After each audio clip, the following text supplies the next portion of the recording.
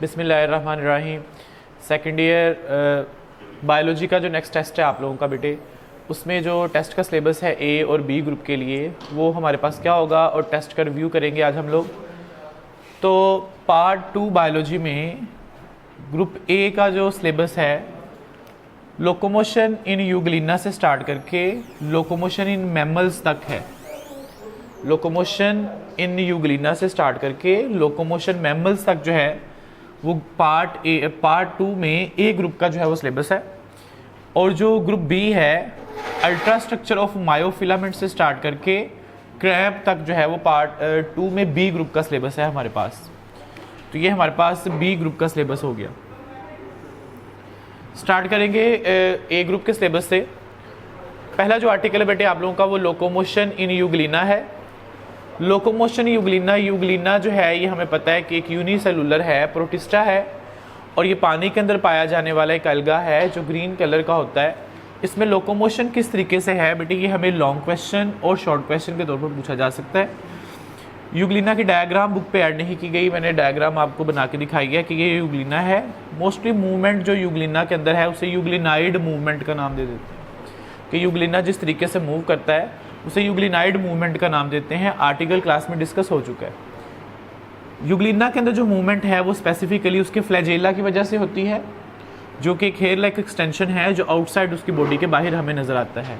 इसमें बेटे समटाइम हमें एक इंपॉर्टेंट शॉर्ट क्वेश्चन पूछता है यूग्लिनाइड मूवमेंट का, या हमें मायोनिम्स के बारे में पूछता है कि व्हाट आर मायोनिम्स। तो यूग्लिनाइड मूवमेंट में ही मायोनिम वाला भी टॉपिक आएगा, हेडिंग बनी हुई होगी तो आप लोग उसको भी इसके अंदर ऐड करेंगे। नेक्स्ट टॉपिक है हमारे पास जो उसमें है लोकोमोशन इन पैरामेशियम। पैरामेशियम जो है वो भी पानी के अंदर पाया जाने वाला एक ऑर्गेनिज्म है। इसमें जो पार्ट्स हम लोग डिस्कस करेंगे वो हेडिंग्स मैंने आपको ऐड की हुई हैं कि ये हेडिंग्स आप लोग लिखोगे तो आपको फुल मार्क्स मिलेंगे। ये एक इम्पोर्टेंट लॉन्ग क्वेश्चन है, पैरामेशियम की मूवमेंट जो है। चैप्टर का जो सबसे लास्ट पार्ट चल रहा है हमारा ये वाला, जिसमें हम लोग मूवमेंट्स को, लोकोमोशन को जो है वो डिस्कस करते हैं वर्टिब्रेट्स और इनवर्टिब्रेट्स के अंदर। तो पैरामेशियम जो है ये एक पानी के अंदर पाए जाने वाला जैसे मैंने बताया जी ऑर्गेनिज्म है। इसकी जो मूवमेंट है वो सीलियरी मूवमेंट है। बुक पे डायग्राम बनी होगी इसकी कि जो पैरामेशियम है उसकी पूरी बॉडी के गिर्द जो है वो स्पेसिफिक हेयर लाइक जो है वो स्ट्रक्चर्स पाए जाते हैं, जिसे बेटे हम लोग जो है वो सीलिया का नाम दे देते हैं। सीलिया क्या होते हैं? सीलिया जो है वो हेयर लाइक एक्सटेंशंस हैं जो पूरी बॉडी में उसकी कवरिंग कर रही होती हैं, और इस मूवमेंट को सीलियरी मूवमेंट कहते हैं। और यही हमारी पहली हेडिंग होगी सीलियरी मूवमेंट की। फिर हम लोग बताएंगे जी सीलिया का जो डायामीटर है वो कितना होता है, डायामीटर ऑफ सीलिया। नेक्स्ट हेडिंग में हम लोग उसका डायामीटर ऐड करेंगे। फिर हम लोग लिखेंगे स्ट्रक्चर ऑफ सीलिया, कि स्ट्रक्चर जो है वो सीलिया का पैरामेशियम के अंदर कैसा है, तो स्ट्रक्चर को लिखेंगे। फिर लोकोमोशन पैरामेशियम की किस तरीके से है, पैरामेशियम किस तरीके से मूव करता है। तो पैरामेशियम में दो तरीके की जो मूवमेंट है, एक है जी अफेक्टिव स्ट्रोक और एक है रिकवरी स्ट्रोक। बेटा ये डिफरेंस जो है शॉर्ट क्वेश्चन के तौर पर पूछा जा सकता है कि पैरामेशियम के अंदर जो है रिकवरी और अफेक्टिव स्ट्रोक क्या है, और ये मैकेनिज्म ऑफ लोकोमोशन है पैरामेशियम के अंदर। अगर ये लॉन्ग क्वेश्चन आएगा तो हेडिंग्स कौन कौन से लिखेंगे, ciliary movements in paramecium, diameter of सीलिया, structure कैसा है सीलिया का, मैकेनिज्म जो है उसको डिटेल लिखेंगे, और ये एक शॉर्ट क्वेश्चन भी आ जाएगा अफेक्टिव और रिकवरी स्ट्रोक का। नेक्स्ट हमारे पास जो मूवमेंट है लोकोमोशन जो है वो इन अमीबा। अमीबा पानी के अंदर पाया जाने वाला बेटे ये भी एक यूनिसेलुलर जो है वो प्रोटोजुआ है, वाटर के अंदर पाया जाता है, और ये एनिमल लाइक जो है ये प्रोटोजुआ है, एनिमल की तरह का नज़र आता है। इसमें कोई जो है वो ऑर्गन सिस्टम्स वगैरह तो हमें नज़र नहीं आते, और ना ही इसके पास कोई फीट होते हैं जिसकी वजह से मूव कर सकते हैं। जैसे यूग्लिना में हमने पढ़ा कि उसके अंदर जो है वो फ्लैजेला पाया जाता है, पैरामेशियम के अंदर जो है वो सीलिया पाए जाते हैं। लेकिन जो अमेबा होते हैं उनके अंदर क्या पाया जाता है बेटा, उनके अंदर जो है वो सोडोपोडियम पाए जाते हैं, जो उनकी फिंगर लाइक एक्सटेंशंस होती हैं बॉडी के अंदर, जिसकी वजह से मूव करते हैं अमेबा वाटर के अंदर। ये माइक्रोस्कोपिक हैं, हमें आम आंख से भी नज़र नहीं आ रहे।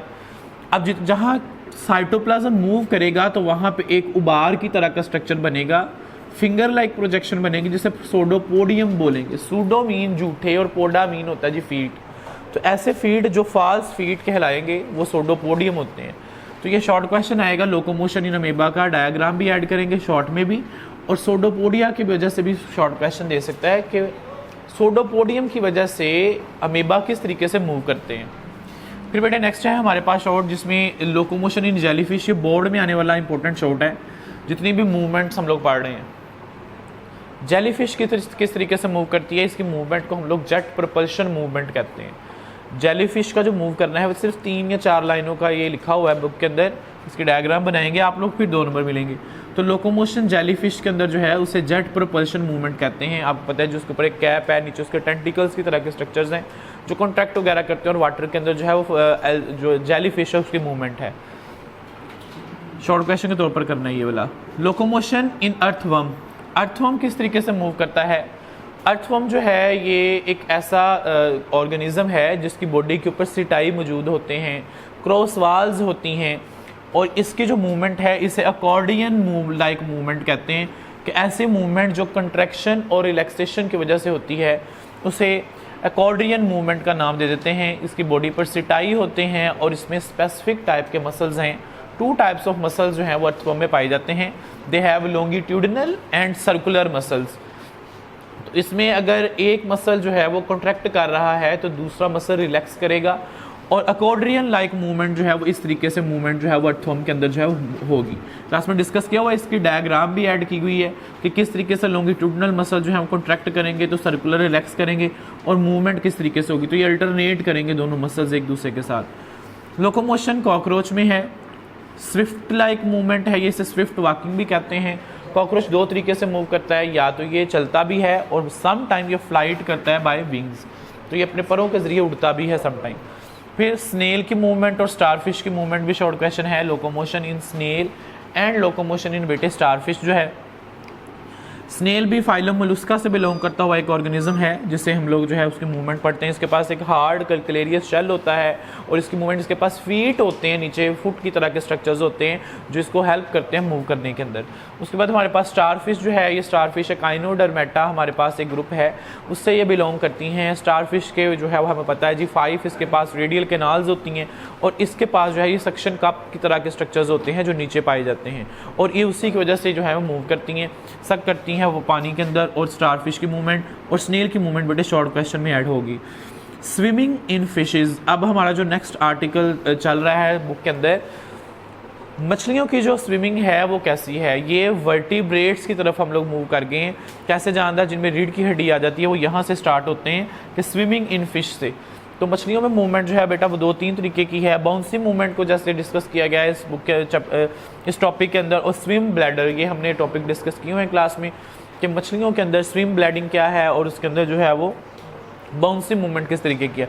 आप लोग इसको देखें कि अगर फिश के स्ट्रक्चर को देखा जाए तो एक स्ट्रीम लाइन बॉडी है जो आगे और पीछे से दोनों तरफ से जो है इस तरीके से बनी हुई है, ताकि पानी का प्रेशर जो है वो इसकी मूवमेंट के अंदर जो है वो इसको रेजिस्टिव ना कर सके, और इसको आसानी से जो है मूवमेंट करने के अंदर हेल्प करता है। फिर हमारे पास लोकोमोशन इन एम्फीबियंस हैं कि फ्रॉग, टोड और स्लिमेंडर्स वगैरह वाटर में कैसे मूव करते हैं। जैसे फ्रॉग क्या आपको पता है फीट होते हैं, तो उसकी वजह से मोस्टली इनमें मूवमेंट होती है। ये शॉर्ट क्वेश्चन में पूछा जाएगा। फिर हमारे पास बेटे आ जाता है लोकोमोशन इन रेप्टाइल्स। रेप्टाइल्स की मूवमेंट के अंदर इसकी नेक की बोन्स के बारे में, एटलस और एक्सिस के बारे में बताया जाएगा। नेक बोन्स हैं जो इसको जो है वो दोनों तरफ जो है मूव करने में, इसको अपनी गर्दन को जो है वो रोटेट करने में हेल्प कर रही होती हैं। तो यहाँ पे लोकोमोशन इन रेप्टाइल्स में ये डिस्कस करेंगे। फिर इसका रिब केज का बताएंगे कि इसकी रिब्स किस तरीके की हैं जो उसको हेल्प करने, मूव करने में हेल्प कर रही हैं। तो लोकोमोशन इन रेप्टाइल शॉर्ट भी है और ये लॉन्ग क्वेश्चन भी करेंगे। एक ग्रुप के बच्चों का जो सेकंड लास्ट टॉपिक है वो जो लोकोमोशन इन एयर। बेटे लोकोमोशन इन एयर में जो स्पेसिफिकली हम लोग लोकोमोशन बताते हैं जी, बर्ड्स की लोकोमोशन होती है कि परिंदे हवा में किस तरीके से उड़ते हैं। हमें पता है जी इनके पास स्पेसिफिक स्ट्रक्चर्स पाए जाते हैं जिसे हम लोग विंग्स का नाम दे देते हैं। इनके अंदर जो है वो बोन्स जो है वो कील है, यहाँ पे स्टर्नम वगैरह मौजूद नहीं होती, जिसके साथ जो है वो इनके विंग्स अटैच होते हैं जो इनको फ्लाइट करने में हेल्प करते हैं। और बर्ड्स में 2 तरह की मूवमेंट है, एक्टिव फ्लाइट भी है, पैसिव फ्लाइट भी है, कि बर्ड्स जो हैं वो दोनों तरीक़ों से मूव करेंगे। ये शॉर्ट क्वेश्चन भी यहाँ पे मैंने लिखा हुआ है कि एक्टिव एंड पैसिव फ्लाइट के अंदर क्या डिफरेंस हो सकता है। तो ये लाजमी शॉर्ट क्वेश्चन जो है ये पूछा जाता होता है कि एक्टिव और पैसिव फ्लाइट के अंदर क्या डिफरेंस है बर्ड्स की। लॉन्ग क्वेश्चन के तौर पर भी करेंगे और शॉर्ट भी करेंगे इसमें से।